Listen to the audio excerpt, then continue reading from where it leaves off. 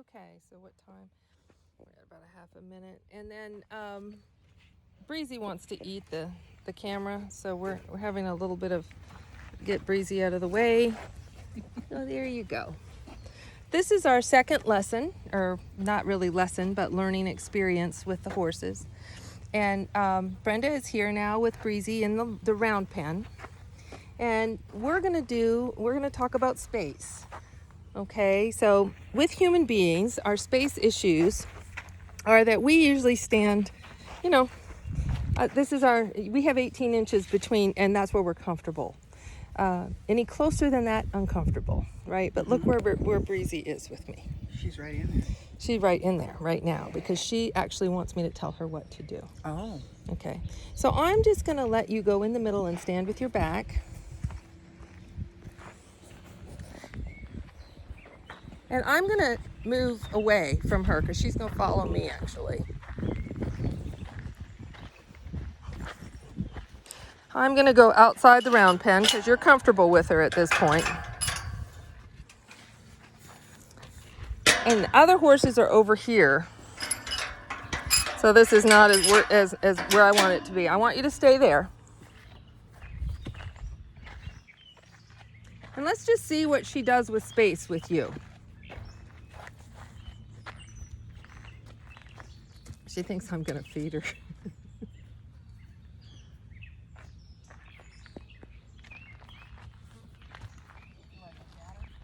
I just want you to stand there.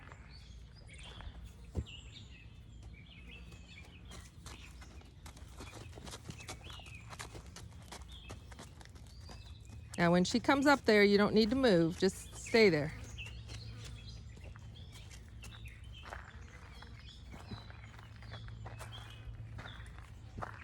All right, I want you now, just walk around, anywhere you want to go.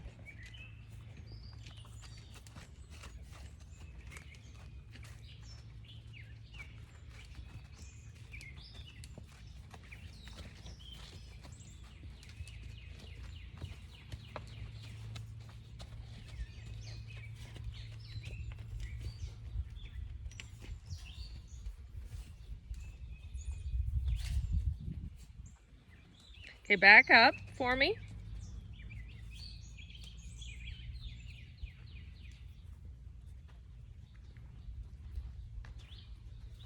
And that's fine, you turned around and walked, and what I'm going to want you to do is just walk backwards.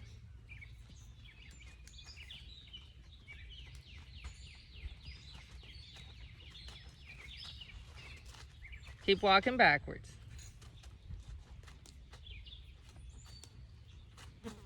Stop when you're comfortable. What? Stop when you're comfortable. Are you okay with her being that close to you? Yeah. Okay. Walk again.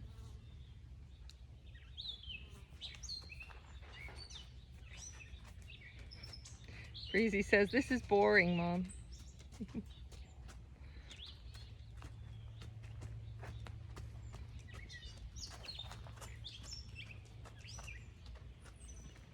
All right, and stop.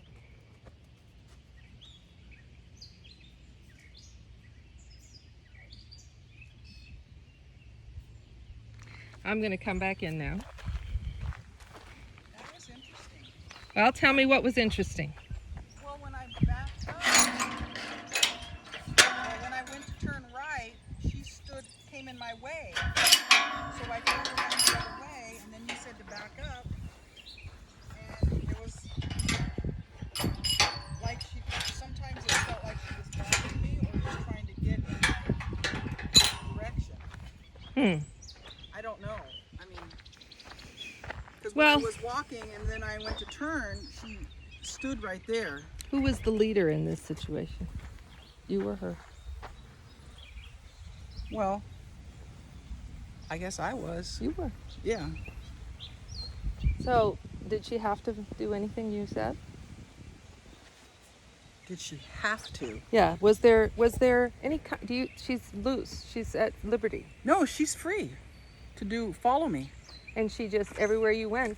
She followed me. Yeah. What do you? And she wanted to be with me. Mm-hmm. She's looking for that leadership. Oh, like tell me what to do? Mm-hmm. Oh, and I'll follow you until you tell me what to do? Mm-hmm. Wow. And now she kind of just wants to say, okay, what do you want now? I'm going to get in the middle. I'm here listening. Well, look at there. There she is. Yeah. Okay. So she's submitting. Very, very much so. Submitting. That exercise is about submission. Yeah.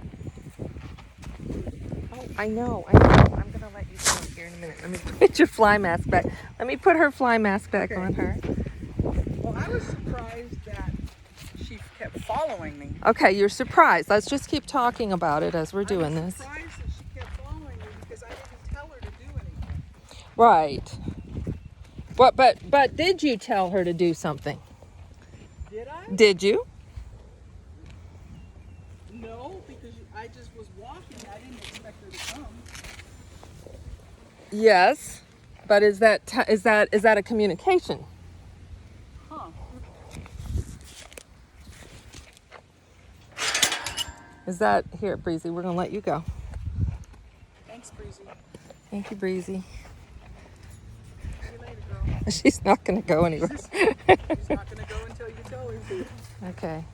That's fascinating. So we're gonna walk back up to the barn now, and we'll debrief that. Come on.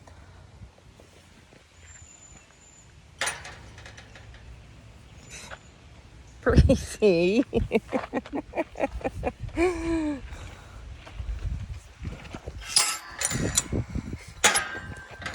I've got this apart just a little bit. I have to. It's okay to leave that open. All right. So you had the. Fascinating because I didn't use any words, and she followed. There's a transfer there to people, I would suppose. Okay. Tell me more about that. Well, so I think sometimes I have to use my words and be specific and give direction. Maybe what I need to do is just lead without words and let my actions, because she wanted to be around, and she didn't. And then I couldn't help it but touch her. When she put her head near me, I wanted to put my arm around her. Ah, so you really, really looked for some contact there that helped you. Well, I thought I was responding to her. I don't know. I was giving her reinforcement, I think. Okay. I thought. Well, do you think you need to give people reinforcement? That's probably an interesting idea. As well as lead without using words. And I think the other thing is when I walk into the office or the classroom where I teach, I get tense versus when I came to the barn and approached Breezy, I tried to intentionally calm myself down. Mm-hmm. I'm going to shut this door because I know that this wind is going to be on the video. Yeah. But we'll keep talking about that because what is your goal then by working with her? What would have been, if you had set a goal for today, what would have been? Well, to be honest with you, I wouldn't have known what goal to set, but now that I've had the interaction, I would probably set a goal of being present versus having to use my words, because your directions didn't include using words, but I'm so used to using words. Does that make sense? Oh, yes. And I'm going, now I would set a goal of how to be authentically me and not have to be given direction or commands all the time. That's a big insight. Yeah. Yeah, it's huge. It's huge because it's ruining my life in some areas. So, give me an example of when it might work. Well, my husband,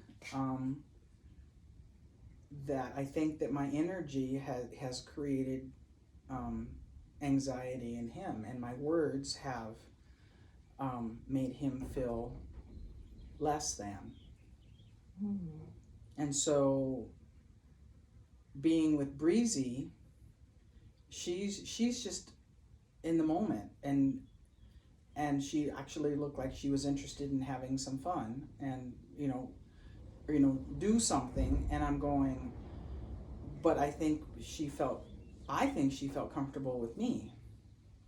What gave you that impression? What were the things? Well, she doesn't know me. I'm standing in the middle of the pen or arena, and you said just wait there with your back to her. So I didn't call her. I didn't have any forward energy. But eventually, I think you backed away a little bit, and then it's like, okay, well, let me go to the next person. And she came to me, and I heard her. And it was very slow and methodical. And then I felt her breathing on my hand, sniffing or whatever. And then you said move, and she moved with me. And it's like, wow. That's pretty profound. I mean, this animal that doesn't really know me except from a couple meetings is like a companion in a way. All of that, I saw that happening, and that is what they do. They will join. They call this a join up. Okay. It's a join up, but what I'm looking for, and I'm hearing you say some things about how it applies to your life. Yeah. How do you, so you can use that term, join up, and you mentioned Jim, your husband. So how could you use join up for Jim? Wow. Stop talking. Well, entirely? No, because I ended up talking to Breezy too. But the join up is just creating a space of welcome, probably, because Breezy felt comfortable detaching from you and coming to me. I want to point out that you had your back to her. Yeah. And so what does that mean? I mean, I wasn't even Well, beckoning your her. energy, when you're standing there, where's it pointed? The other way. Away from her. So what does that do for people who are, when your energy is one direction and they join up with you and follow you? So we talked about how that's leadership, right? Well, my energy was focused, out, and so it isn't. I'm not trying to them. focus on them to fix or to change or to do anything, even to say, come here, tell you what to do. I'm focused forward.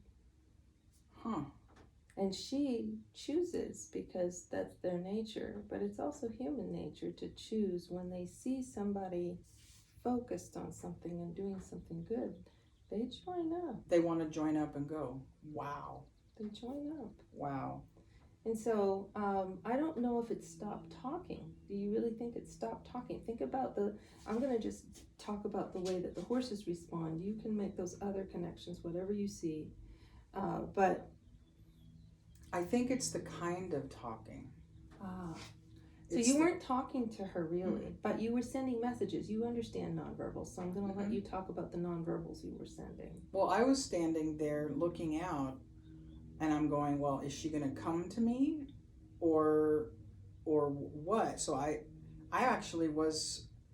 And it was a little uncomfortable because it's hot out there.